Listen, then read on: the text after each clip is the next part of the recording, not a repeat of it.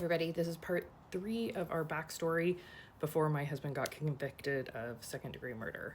So I was pregnant and we were no longer together. Essentially, the whole duration of my pregnancy, we barely spoke. We did a little bit of texting back and forth, very few calls, and very few meetups. And as we got closer to my due date, then we did birthing classes together. It got a little bit more cordial. But it was incredibly awkward during the time, no longer being together, and I was pregnant. It was very humiliating for me. Everybody had known I was in a long-term relationship with him. Then to go to just have no support or not be together, it was very humiliating. We do the birthing classes together and had the baby together.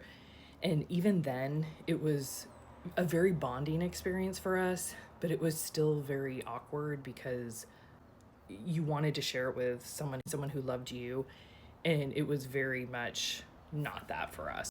We had a decent relationship, but it was not the romantic relationship that I had known for all the years before. During this time, he did, after the birth of the baby, become very involved.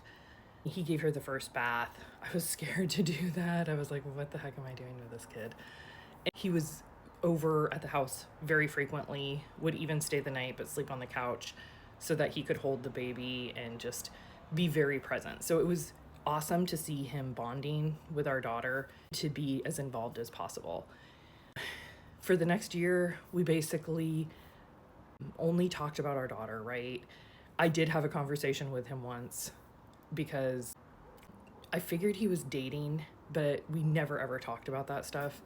And I was dating other people too, but we very much kept that private, not engaging each other in it so that we wouldn't have hurt feelings. But I basically had a conversation with him and I was like, if you bring another woman around our daughter, I just don't want them feeding her or changing her diaper. I felt like that was only appropriate for us to do at the age she was.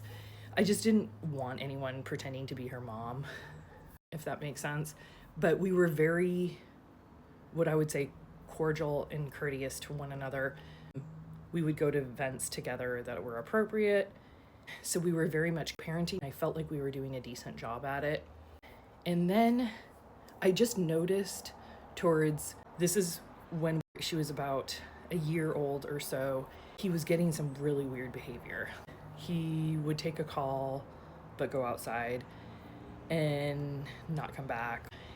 I just noticed I felt like he was distracted and something else was going on.